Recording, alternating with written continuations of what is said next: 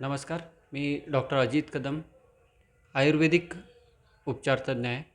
माझ्याकडं मी संधिवात, डायबिटीज, टाचदुखी वगैरे बरी करतो.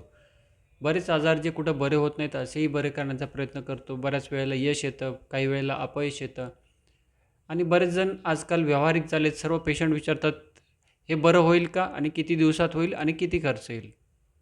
तर ह्याचंही मी बऱ्याचदा सांगत असतो, की कोणाकोणाला माझ्याकडे कोणते आजार बरे होतील, किती खर्च येईल वगैरे.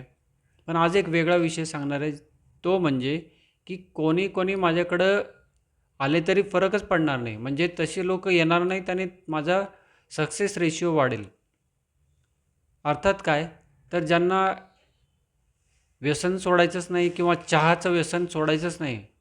चहा तर सुटूच शकत नाही. चहाशिवाय मी जगूच शकत नाही. चहा तर प्यायचा नाही तर मग जगून काय उपयोग, असे म्हणणारे काही लोक माझ्याकडे येतात.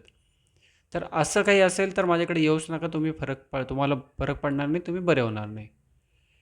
काही लोक असतात की सकाळी लवकर उठायला लागेल म्हटलं आणि लवकर झोपावं लागेल, तर नाही, हे शक्यच नाही. आमचं रात्री 12-1 पर्यंत काम चालू असतं आणि सकाळी तर आम्हाला 8-9च्या आधी उठणं शक्यच नाही. असेही काही लोक आहेत. आणखीन काही लोक असतात ज्यांना साखर, गोड काहीतरी रात्री खाल्ल्याशिवाय जमतच नाही. काही लोक आहेत की ज्यांना रात्रीचा आहार हलका असावा हे सांगितलं, त्यांच्याच फायद्याचं सांगितलं, तरी ते म्हणतात नाही, आम्ही तर रात्री आरामात राजासारखं भरपूर पोटभर जेवण आम्ही करत असतो आणि हे तुम्ही सांगितलं तरी आम्ही हे करू शकत नाही. मग अशी लोकं माझ्याकडे बरं होणं अतिशय अवघड आहे, किंबहुना असे होणारच नाहीत. त्यामुळं जर का तुम्ही या कॅटेगरीत असाल तर येऊन माझाही वेळ आणि तुमचाही वेळ घालवू नका. जर तुम्ही ऐकणार असाल तर तुम्ही निश्चितपणे या, तुम्हाला फरक करून देऊ शकतो. धन्यवाद.